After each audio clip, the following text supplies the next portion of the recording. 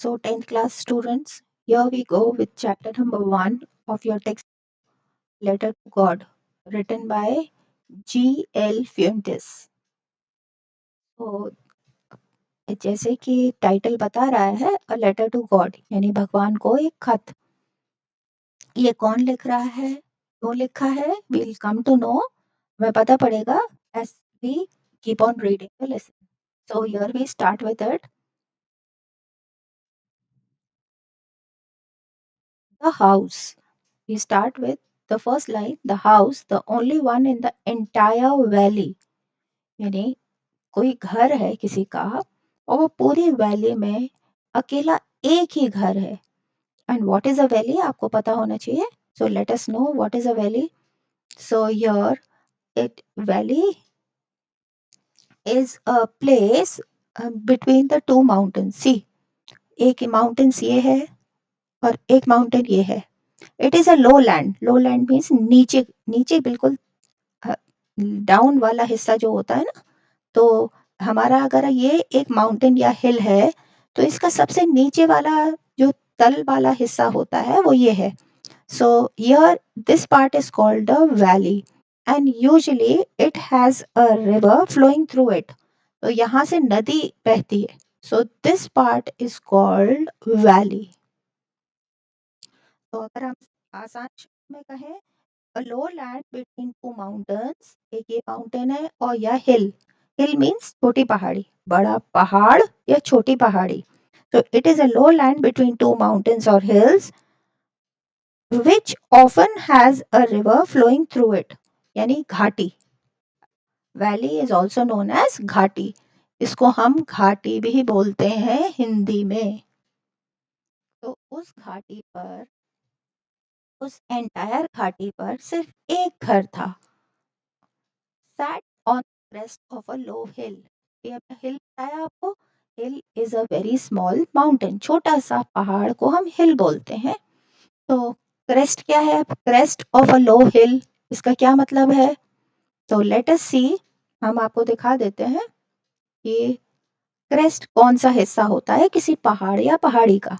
तो ये एक पहाड़ी है. हमने टॉप मोस्ट पार्ट देखा, ये होता समिट. अब समिट क्योंकि सबसे टॉप मोस्ट पार्ट है तो यहाँ पॉसिबल नहीं है घर बनना. तो उसके नीचे का जो सेकंड पार्ट होता है वहां होता है क्रेस्ट.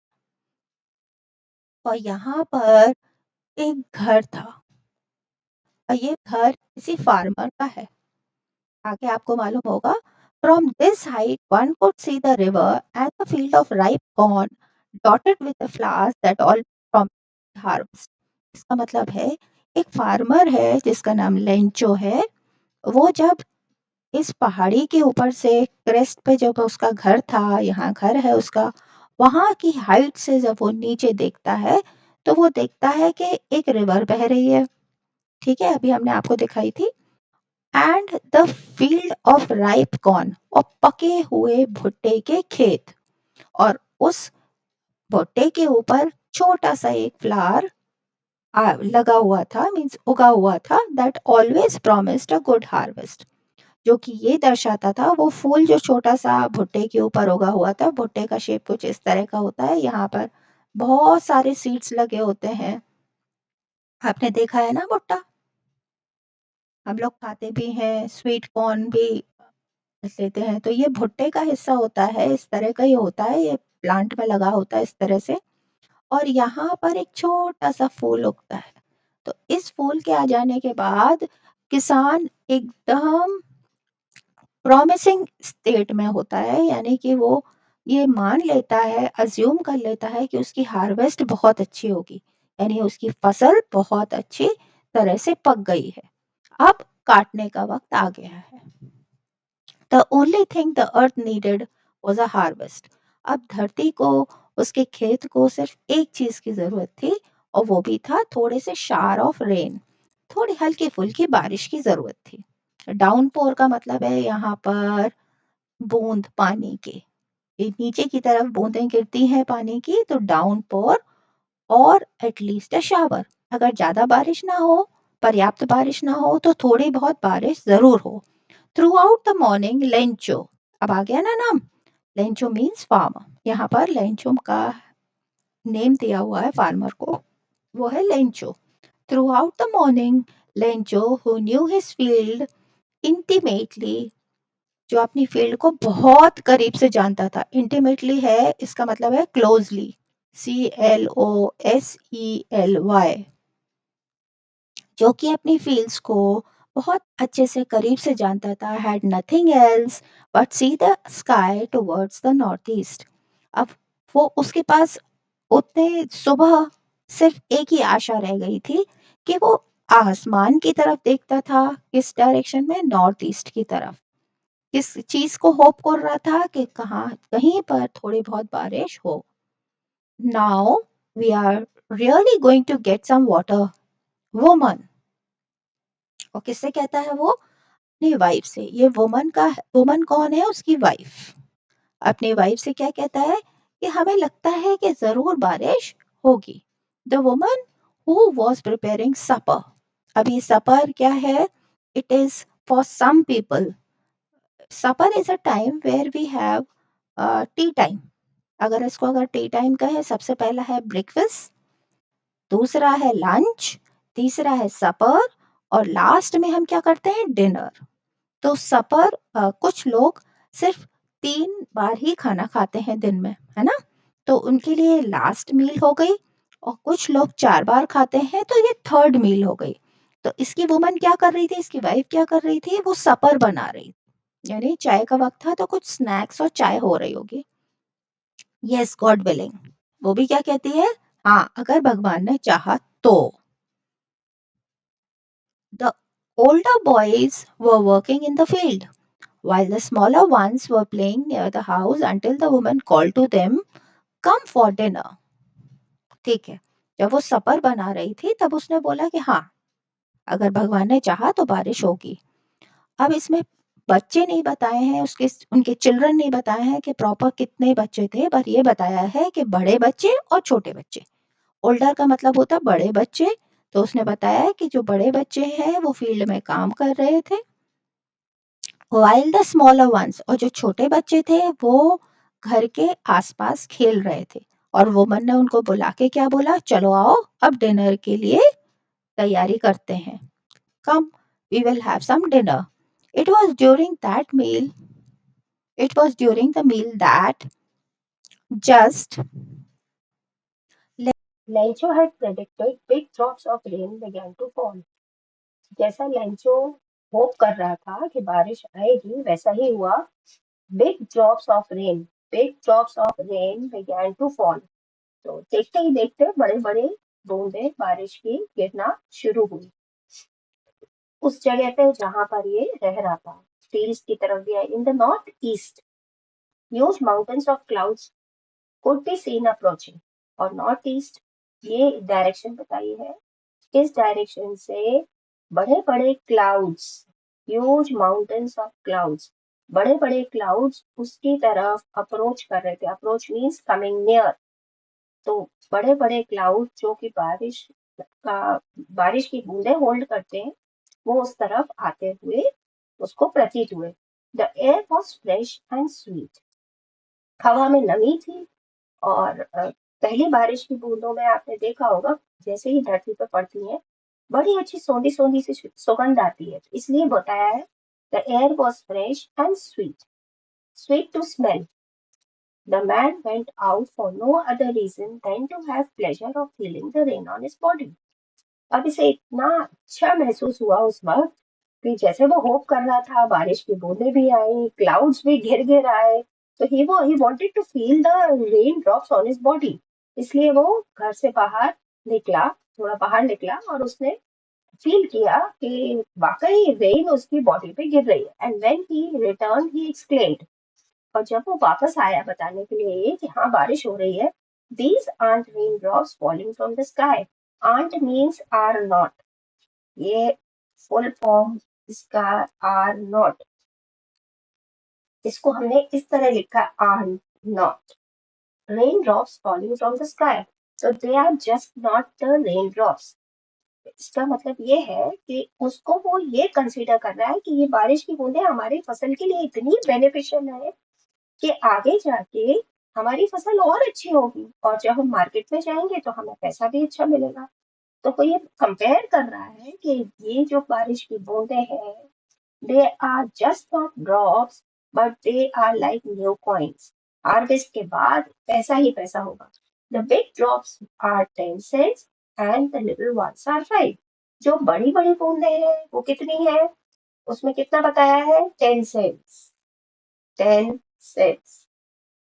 और जो छोटी छोटी बूंदें हैं वो कितनी है? 5 cents। ठीक है। With a satisfied expression, he regarded the field of ripe corn with its flowers wrapped in a curtain of rain। और उसने देखा कि हमारे उसकी जो फील्ड थी, भुट्टे की, कॉर्न की जो फील्ड थी, उस कॉर्न के ऊपर फ्लावर आ जाता था। अगर उस कॉर्न के ऊपर फ्लावर आ रहा है, that means the corn is now ready to be harvested. Harvest का मतलब होता है कटाई का समय आ गया है, काटने का समय आ गया है।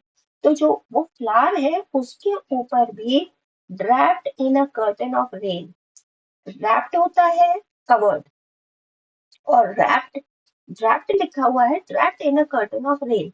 उसके ऊपर भी जब बारिश की बूंदें गिरी होंगी तो ऐसा लग रहा है जैसे उन्होंने भी एक उसको एक कोटिंग चढ़ा दी है उस फ्लावर के ऊपर। जैसे इसके ऊपर एक फ्लावर दिखाई देगा तो ऐसे। तो जब बारिश की बूंदें गिरी तो इसके ऊपर भी गिरी गिरी होंगी ना, इसके ऊपर भी एक कोटिंग आ गई बारिश की बूंदों की। But suddenly a strong wind began to blow, and along with the rain, very large hailstones began to fall। कुछ ही समय बाद उसने देखा अचानक ही जो हवा थी वो और भी ज्यादा तेजी से वहां बहने लगी, और बारिश भी तेज हो गई। बारिश तेज होने के साथ साथ hail stones began to fall. यहाँ हेल स्टोन्स का मतलब है ओले। आपने देखे होंगे आइस के होते हैं ओले।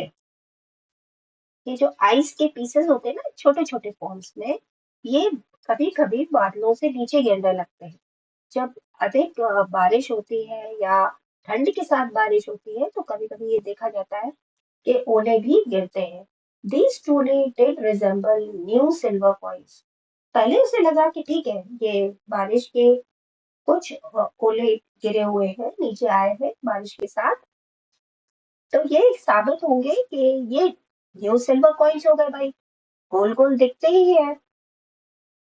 तो उसने उसे पहले क्या लगा कि ये देखिए, ये है ओले। अगर यही ओले ज्यादा मात्रा में गिर जाए किसी भी फील्ड पे और वहां पूरी फसल खड़ी हो तो वो पूरी तरह से नष्ट भी हो जाती है। ये देख रहे हैं छोटे छोटे को, ये देखिए ओले के पीसेस। तो इसी को बताया गया है कि large hailstones began to fall। These truly did resemble new silver coins।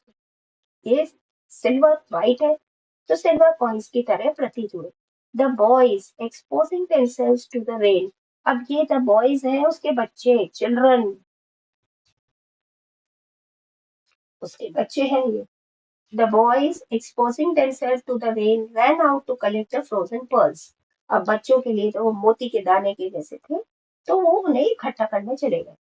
It's really getting bad now, explain the man. थोड़ी देर में उसने देखा कि अब तो स्थिति और भी बिगड़ चुकी है। I hope it passes quickly. और ये आशा कर रहा था कि जल्दी से ओले वगैरह गिरने समाप्त हो जाए और ये समय निकल जाए। It did not pass quickly, लेकिन ऐसा तो नहीं हुआ। For an hour the hell rained on the house, the garden, the Hillside, the cornfield और द होल वैली। वैली हमने आपको बताया था घाटी है, तो घाटी पे रहता था, वहीं उसके कॉर्न के फील्ड थे। थोड़ी देर बाद उसने देखा विद इन एन आवर मतलब 1 घंटा, 1 घंटे के अंदर ये हेल स्टोन्स गिरते ही रहे। वो हाउस पे भी गिरे, उसके घर पे गिरे, गार्डन पे गिरे, हिल साइड पे गिरे। हिल साइड मीन्स ये हिल्स बताई थी ना, तो हिल्स के बीच में जो वैली, वैली इस हिस्से को कहते हैं, तो हिल्स के ऊपर भी गिरे और ऑन फील्ड पे भी गिरे। The field was white as if covered with salt.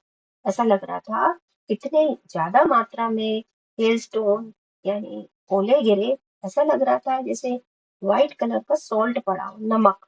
नमक भी आपने देखा है ना, खड़ा नमक अगर ओले के साथ रख दिया जाए तो रिजेंबल आप मुश्किल से कर पाएंगे, सेम दिखते हैं।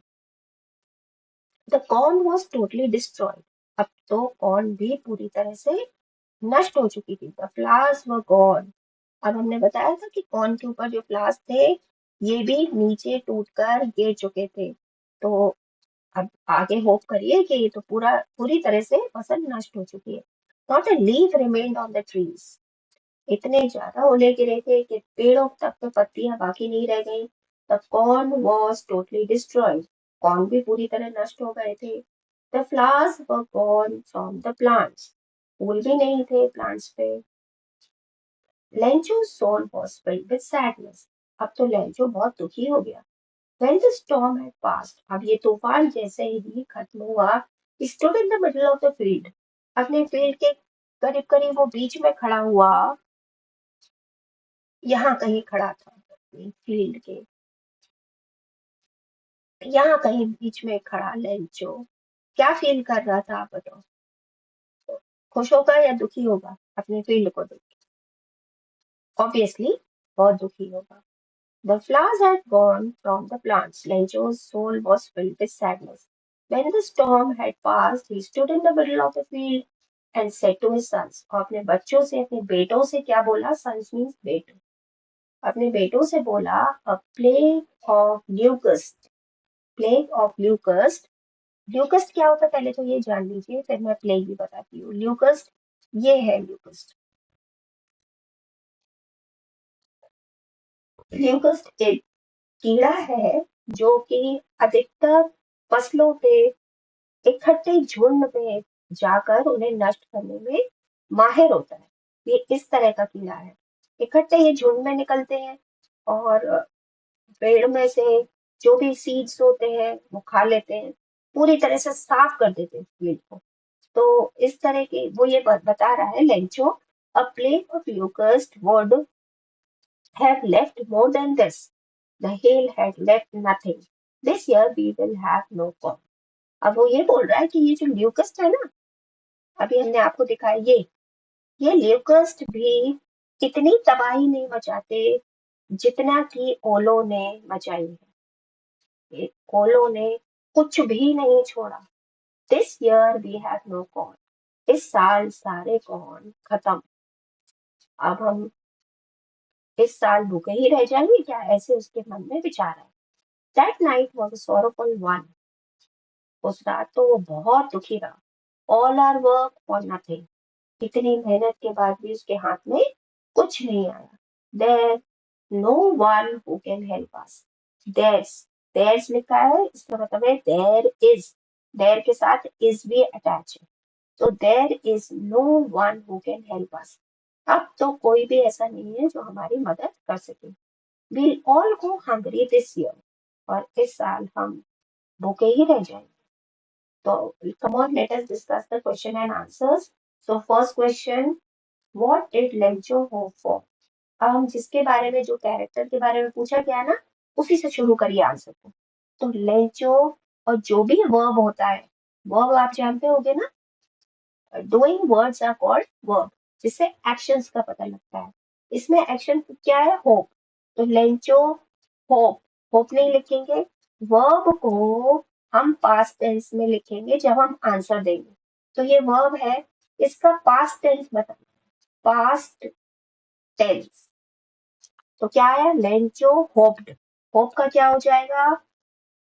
होप, होपेड तो होगा नहीं, hoped. Lencho hoped for a good harvest, Lencho यही तो होप कर रहा था ना, यही तो आशा लगाया था ना कि बड़ी अच्छी सी फसल होगी। तो this is the answer. Again I repeat, Lencho hoped, ये है hope, Lencho hoped for a good harvest. Let us discuss the second one. Why did Lencho say the raindrops were like new coins? अब फिर से हम character को लेके बोलेंगे Lencho. अब ये से क्या है? वर्ब, तो से का पास्ट टेंस हो जाएगा सेड। तो हम कैसे लिखेंगे? लेंचो सेड, सेड लगा रहे हो तो दैट लगा दीजिए। Lencho said that the rain drops were like new coins, ये बिल्कुल सेम लिखेंगे। यहाँ पे सेड दैट, जब कोई कुछ कहता है तो हम यही बोलते हैं ना, उसने कहा कि, तो वही है। Lencho said that the raindrops were like new coins because he knew that these raindrops would bring a good harvest, would prove good to his harvest, and in this way he would earn more money. And money are like coins. So, should I repeat the answer? Lencho said that the raindrops were like new coins because he knew that the raindrops would be beneficial for the harvest, and in this way he would earn more money in the form of new coins. How did the rain change? What happened to the Lencho's field? अब third वाले question में दो parts है, तो हमें दोनों parts का answer देना है। ये देखिए, this is the first part, this is the second part. तो फर्स्ट पार्ट पूछ रहा है how did the rain change. तो the rain change into a storm, अभी तो बारिश ही हो रही थी, फिर तेज स्टॉर्म आने लगा, and then you can even write after that hail, the storm winds brought hailstones, ये भी लिख सकते हो। बस डायरेक्टली हम आंसर लिखेंगे द रेन चेंज का, क्या यहाँ से शुरू करिए, किसके बारे में पूछा? द रेन के बारे में। तो the rain changed into strong wind which brought hailstones. Hailstones क्या बताया था? ओले। What happened to Lencho's field? अब हम इसका आंसर देंगे। अब यहाँ कैरेक्टर से शुरू करेंगे। Lencho's fields were totally destroyed due to hailstones. Hailstones ओले, तो hailstones के द्वारा ही फील्ड पूरी तरह नष्ट हुई थी ना, वही लिखना। Let us see the question number 4. What were Lencho's feeling when the hail stopped? तो लेंचो को कैसा फील हो रहा था जब हेल स्टोन्स आना बंद हुए? हम कैरेक्टर से लेके ही क्वेश्चन को पकड़ेंगे। लेंचो's feelings when the rain stopped were, he was, were के बाद आप थोड़ा डैश लगाइए, फिर लिखिए he was totally depressed looking at his field because his field was fully covered with hailstones. आप अच्छे शब्दों में लिखना चाहे तो ये भी लिख सकते हैं his fields were ruined, were ruined। ruined का मतलब होता है पूरी तरह से नष्ट हो जाना। ruin, ruined, एक्चुअली ये वर्ड है ruin, इसमें ed लगाएंगे क्योंकि कोई भी बात को हम पास्ट टेंस में ही बात करके सामने वाले को बताते हैं, ठीक है। So the Lenchos field were totally ruined. So they were living, I told you, तो इससे पहले बताया है कि they were living alone in the valley. There was no other house except there. So they had no other hope except the help from God. Don't be so upset, even though this seems like a total loss. Remember, no one dies of hunger. He's just talking to himself, consoling himself, not to be upset. जब हम परेशान होते हैं तो हम अपने आप को कहीं ना कहीं धैर्य देने की कोशिश करते हैं। So don't be upset even though this seems like a total loss. Remember, no one dies of hunger, कोई भी भूख से मरता नहीं है। दैट्स व्हाट दे से, ऐसा सभी लोग कहते हैं ना। तो हम जब अपने मन को समझाते हैं तो यही बोलते हैं ना कि ऐसा सब लोग कहते हैं, ऐसा नहीं होगा। तो that's what they say, no one dies of hunger. All through the night Lencho thought only of his one hope, the help of God, whose eyes, as he had been instructed, see everything, even what is deep in one's conscience. तो इसमें ये बोल रहा है कि हम भगवान से हेल्प लेंगे और वो सब कुछ देख रहे होते हैं, इवन दो कि वो ये भी देख लेते हैं कि किसी के मन में अंदर क्या है, क्या दुख है, उस पर्सन के मन में क्या दुख है वो देख लेते हैं। तो Lencho was an ox of the man. अब ये देखो, ये भी पूछा जा सकता है कि what does this line mean? Lencho was an ox of the man, that means he was a very hard working man.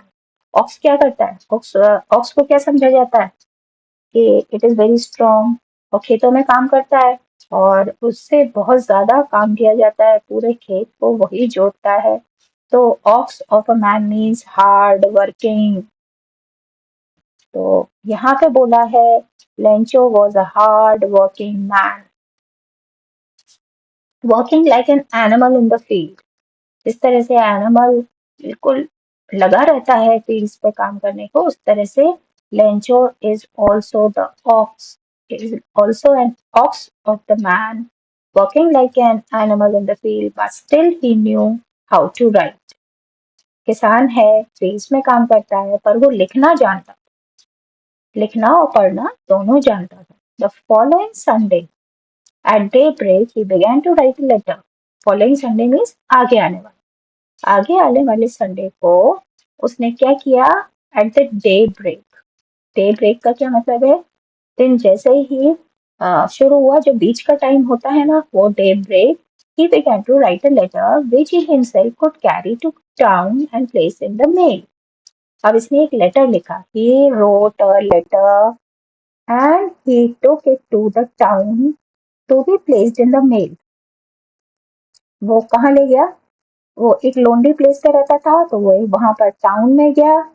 तो ये देखिए आपके, पहले तो गांव होते हैं, गांव से बड़ा फिर टाउन हुआ, तो वहां टाउन जाकर उसने मेल वो किया। It was nothing less than a letter to the God. अच्छा, वो क्या था? वो क्या था बताइए? It was a letter to the God. God he wrote, उसने लिखा, भगवान एड्रेस किया ऊपर। God he wrote, if you don't help me my family and I go hungry this year. अगर आप मुझे मदद नहीं करेंगे हे भगवान, तो I would go hungry this year, इस साल हम लोग सब भूखे रह जाएंगे। आई नीड 100 पेसोस। अब पेसोस एक करेंसी है, देखो, it is a currency of America. तो उसने क्या बोला? लेंचो ने क्या मदद मांगी है? पैसों क्या है? Currency of the several Latin American countries. तो लैटिन अमेरिका क्या है? It is the south part of America, so that is called Latin America. नीचे वाला हिस्सा आपने देखा होगा, South America. South America part देखा है, तो that is the place where peso currency के रूप में बोला जाता है। तो यहाँ पे वो बोल रहे हैं भगवान से, he is writing a letter, God I need 100 pesos. कितने चाहिए? पूरे 100 pesos, in order to sow my field again. तो उसने क्या बोला कि मुझे दोबारा से खेत बोने पड़ेंगे, पहले बोना पड़ेगा, सीड्स उगेंगे, पूरा हार्वेस्ट करना है। I need 100 pesos in order to sow my field again and to live until the crops pass. पूरे क्रॉप्स को उगाने में, फिर पूरा तैयार करने में खेत, I will need 100 pesos because the hell storm. अब उसने यहाँ डॉट डॉट का मतलब है कंटिन्यू किया। वो लेटर को कंटिन्यू करते हुए लिख रहा है कि हेल स्टॉर्म आया था, फिर हेल स्टॉर्म के कारण हमारे पूरे खेत बर्बाद हो गए। जबकि हार्वेस्ट का टाइम आ गया था, खेत पूरा खड़ा था, उसमें पूरे ग्रेन्स थे, और ऐसा हुआ कि हेल स्टॉर्म आया और हम पूरी तरह, हमारे खेत बर्बाद हो गए। He continued writing what had happened. He wrote to God on the envelope. Envelope आप जानते हैं ना, लेटर लिखने के बाद हम एक लिफाफे में रखते हैं, तो एनवेलप को लिफाफा बोलते हैं। But the letter inside and still troubled went to town. At the post office, वहां जब पोस्ट ऑफिस पे पहुंचा, he placed a stamp on the letter. Letter के ऊपर एक स्टैंप लगाना पड़ता है सबको, and dropped it into the mailbox. अगर आप देखें, ये लेटर है, तो ये पीछे का हिस्सा है, इसके अंदर हम क्या रखेंगे? लेटर, ठीक है। किसको लिखा है? गॉड को लिखा है। ठीक। अब इसके ऑपोजिट साइड में हम एक स्टैंप लगाएंगे। वो स्टैंप ड्यूटी लगती है ताकि उस लेटर को उधर तक डिलीवर किया जा सके। He placed a stamp on the letter and dropped it into the mailbox. और mailbox में उसने place कर दिया। One of the employees, who was a postman and also held at the post office, went to his boss, laughing heartily, and showed him the letter to God. अब इसको इतनी हंसी आई जब इस पोस्टमैन ने उस पोस्ट ऑफिस से letter उठाया। वो सीधा अपने बॉस के पास गया हंसते हुए और उसने वो लेटर दिखाया कि ये लेटर तो गॉड को पोस्ट करना है, गॉड तक पहुंचाना है। Never in his career as a postman had he known that address. अपनी पूरी लाइफ में उस पोस्टमैन ने ऐसा एड्रेस तो कभी नहीं किसी लेटर के ऊपर पाया था। द पोस्ट मास्टर, अब जो पोस्ट मास्टर था वहां का, अ फैट, फैट मीन्स थोड़ा सा मोटा। एमिएबल, एमिएबल का मतलब होता है फ्रेंडली एंड प्लेजेंट। काफी हंसमुख किस्म का इंसान था और सबके साथ फ्रेंडली बिहेव करता था, हेल्पिंग नेचर था। ऑल्सो ब्रोक आउट लाफिंग, इसका मतलब है वो भी बहुत हंसा। ही ब्रोक आउट लाफिंग, देखो। But almost immediately he turn serious, पर तुरंत ही वो बहुत सीरियस हो गया।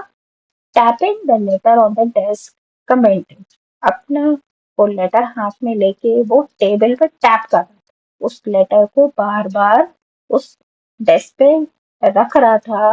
व्हाट फेथ, क्या बोला उसने? कमेंटेड मीन्स बोला। क्या बोला? व्हाट फेथ, इसको कितना विश्वास है, कितना विश्वास। I wish I had the faith of the man who wrote this letter, starting up a correspondence with God. इस तरह का विश्वास भगवान पे कि उसने एक लेटर लिखा, इतना अच्छा उसके संबंध, उसका उसका कितना अच्छा भगवान के साथ तालमेल है कि उसने उनको एक लेटर लिखा। He had so much faith, उनके ऊपर विश्वास बहुत है। So in order to shake the writer's faith in God, the post master came out with an idea. Post master को एक आइडिया आया। क्या आइडिया आया? कि उसका फेथ बना रहे। In order to keep up with the writer's faith in God. कौन है राइटर? यहाँ पर राइटर कौन है? किसने लिखा लेटर? लेंचो ने। तो लेंचो का जो फेथ है भगवान में वो ब्रेक ना हो, तो पोस्ट मास्टर ने एक आइडिया आया, उसके दिमाग में एक आइडिया आया। Answer the letter, how to answer the letter. But when he opened it, it was evident that to answer it he needed something more than goodwill, ink and paper. अब वापस letter को answer देने का मतलब ये नहीं कि हम उसको आंसर दे दे, okay you will get it, means in writing nothing would help him. उसकी हेल्प हमें मॉनिटरी करनी पड़ेगी। But he stuck to his resolution. He asked for money from his employees. अब पोस्ट ऑफिस में और भी लोग काम कर रहे थे, एम्प्लॉयज थे। तो इस पोस्ट मास्टर ने उनसे भी मदद मांगी। He himself give part of his salary. अब पोस्ट मास्टर ने अपनी सैलरी का एक हिस्सा भी दिया। And several friends of his were obliged, thankful, obliged का मतलब होता है thankful, to give something for an act of charity. They were also obliged to give something, means उन्होंने भी अपनी अपनी सैलरी का थोड़ा बहुत पार्ट दिया as an act of charity. Charity means दान। एक दान का हिस्सा बनने के लिए उन्होंने भी अपने सैलरी का थोड़ा बहुत हिस्सा दिया। It was impossible for him to gather together the 100 pesos. अब उनके लिए बड़ा मुश्किल ये काम हुआ कि वो कैसे 100 pesos इकट्ठे करें। So he was able to send the farmer only a little more than half.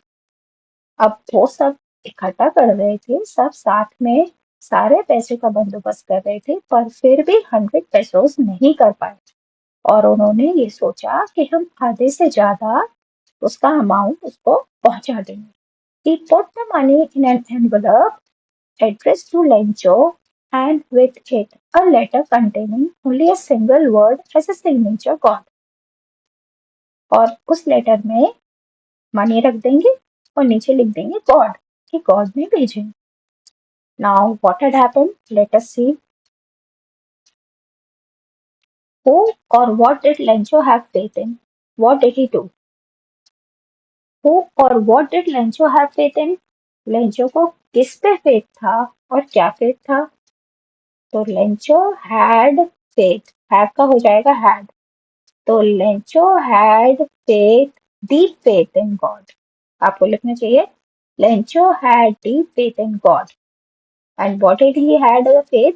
He knew that God would help him by sending 100 pesos. What did he do? He took the letter and posted it into the post office and was hoping to get 100 pesos from God. हमारा first हो गया. Second देखते हैं. Who read the letter? So the letter was read by the postmaster. The letter किसके बारे में बात हो रही है? तो the letter हम यहाँ से शुरू करेंगे. The letter was, हमने बताया था आंसर हमेशा पास्ट टेंस में जाता है. तो the letter was, read का read, although स्पेलिंग वही रहेगी पर हम बोलेंगे read. The letter was read by the postmaster. What did the postmaster do then? The postmaster at first he broke out into laughter. उसको एकदम अचानक हंसी आ गई और बाद में and then he became very serious and decided to help this Lencho farmer, to help the farmer by providing him money, by providing him pesos. The following Sunday, Lencho came a bit earlier than usual to ask if there was a letter for him.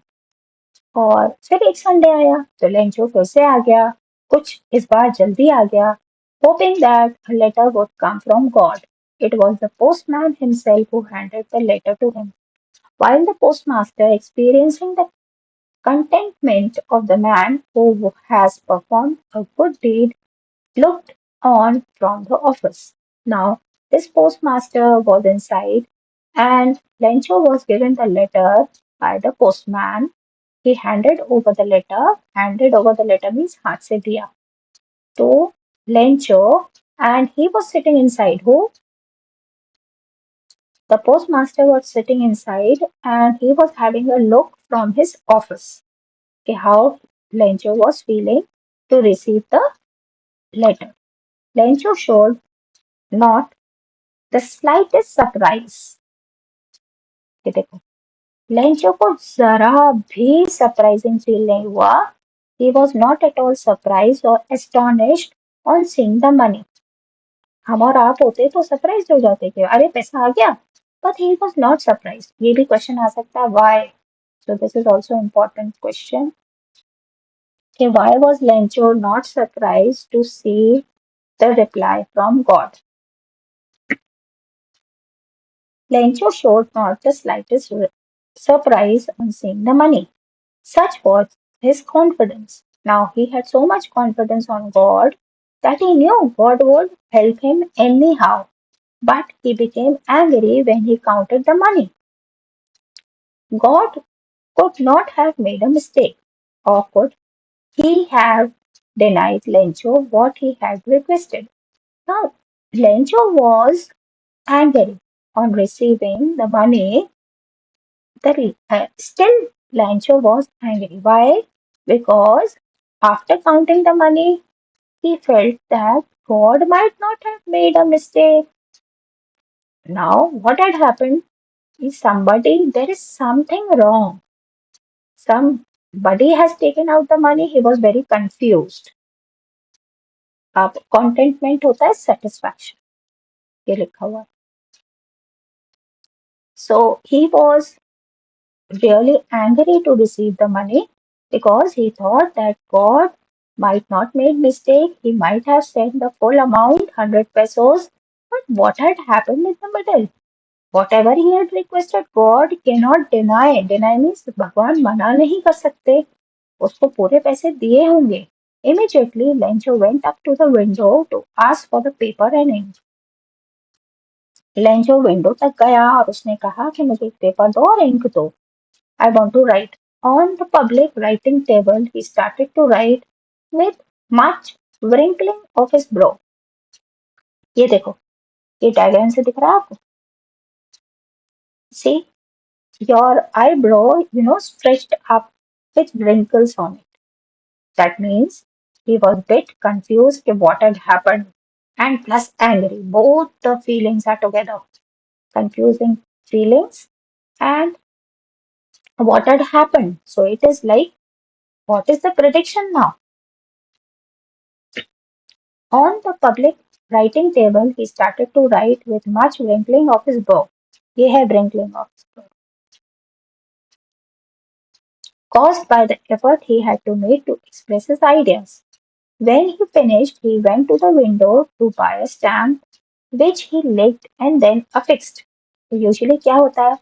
After he had wrote, what had happened? He had put yet again to put the stamp. Now this time he had licked. Licked means he had put that stamp on his tongue. And now some part of the saliva might have wet the stamp and he had again affixed it on the envelope. Now you can see in the picture also with a blow of his fist. Now after putting the stamp, he had given it a blow to fix it. Blow means हम हाथ के थोड़े से fist को hard करके उसके ऊपर जोर से थंप करते हैं ताकि वो फिक्स हो जाए. ये लिखा है.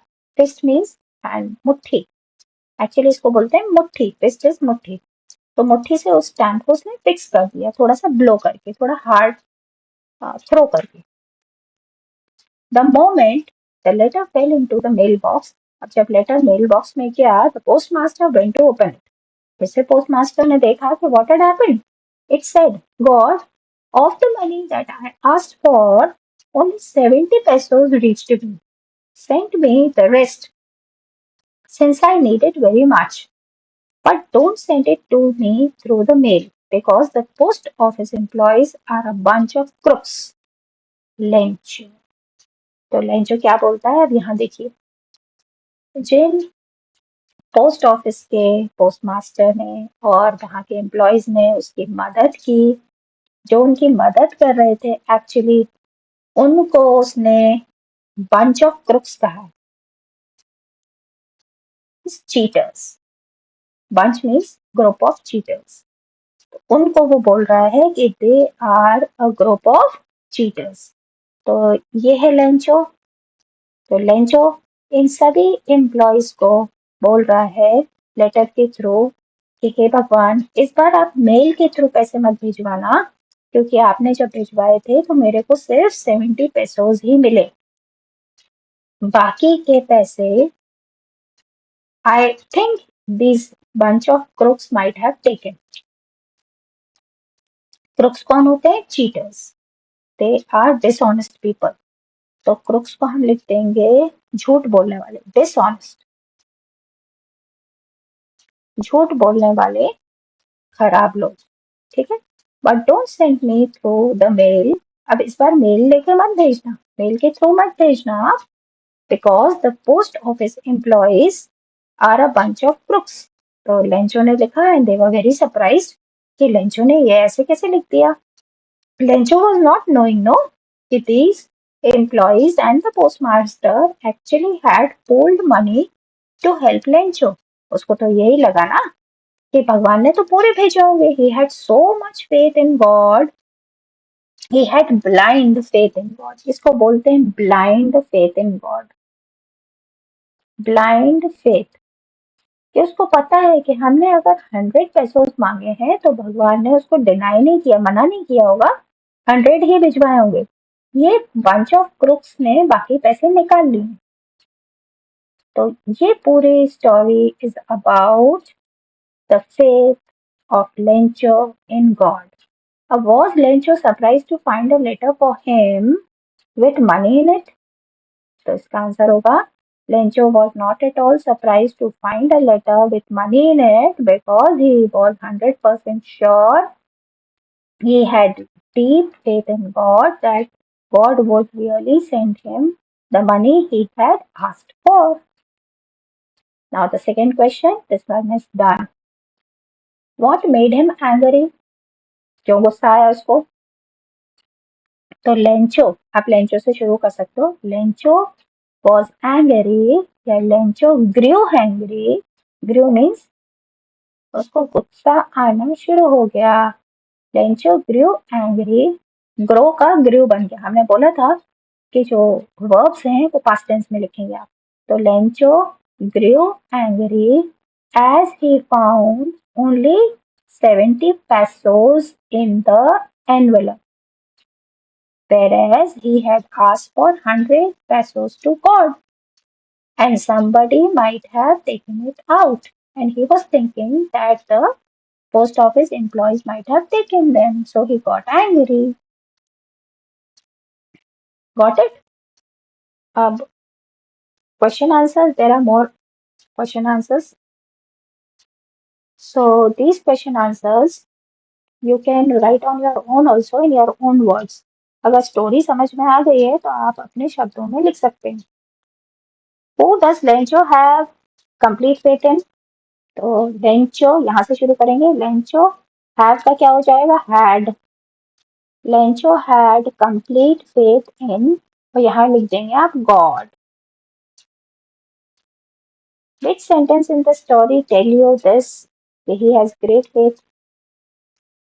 So in the story you might have seen that he is writing to God that there is here. When you go up, you will see that there is nobody to help him. He was living in a solitary place. There is nobody to help him. But in the hearts of all who lived in the solitary house in the middle of the valley, there was a single hope and from God. So these lines tell us that he had deep faith in God. Now, the next one. Why does the postmaster send money to Lencho? Why does he sign the letter God? Now, why does the postmaster first the first part of the question? पहला, अगर एक question में दो questions दिए जाते हैं तो ध्यान रखिए कि आपको दोनों क्वेश्चंस को आंसर करना है. Otherwise, marks will be deducted. Why does the postmaster send money to Lencho? The postmaster, यहाँ से शुरू करेंगे. The postmaster sent money to Lencho because he did not want Lencho to lose his faith in God. To keep up the faith of Lencho, the postmaster sent money to him. ऐसा भी लिख सकते हो. Why does he sign the letter God? Because Lencho, while after opening the letter, he should know that this letter is sent and 70 pesos are sent to him through God only. God has sent it by God. So these pesos are sent by God. He must know. So they have written God in the last. Sign the letter God. Did Lencho try to find out who had sent the money to him? Why and why not? So do you think he took pains to find out who had sent the money to him? No. So here you have to write, no, Lencho did not try to find out who had sent the money to him. And then why not? इसके दो हिस्से हैं. तो पहले हिस्से में आपको लिखना है, first part would be no. The second part would be like describing no why. क्यों? Why not? ये पूछा जा रहा है. Why not? क्यों नहीं? So you will write he did not find that he should ask who has sent the money because he was 100% sure he had deep faith in God that nobody would help him except the God. So God might have sent the money. Now let us see the fourth one. Who does Lencho think has taken the rest of the money? First part हम कर लेते हैं इसको. What is the irony in the situation? हमने आपको बताया था. Who does Lencho think he has taken the rest of the money? Now the rest of the money he thought might have taken by the employees. Which employees we are talking about? Post office employees. And they were a bunch of crooks. According to Lencho, they were a bunch of crooks. Now, what is written? What is the irony in the situation? The irony is that what he was thinking was not according to his thought. It was totally different. The people whom have helped Lencho cannot be the group of crooks. Why? They cannot be the bunch of crooks because Lencho himself was not knowing that he was helped by these employees of the post office. So what he thought was exactly wrong. So to keep the faith of God in him, the post office master and the employees together pulled the money to get to Lynch. So I hope you understood the lesson. Now you can answer any of the questions that are given. समझ में आ गया होगा? So read the lesson once again and take care. Students, you can even tell me in the comment where you want me to explain again, or which question do you want me to explain, which part of the lesson you want me to explain, either in Hindi or English, and I'll do it for you all. Okay? So keep on doing the hard work. This is your 10th class. Do not waste your time. Whenever you find leisure, just read out a book. It may be any book according to your course, fine, according to your syllabus. So keep doing well. Like, share, and subscribe my channel so you'll get more of the questions in the coming time, and I'll explain you the chapter to the fullest. Thank you.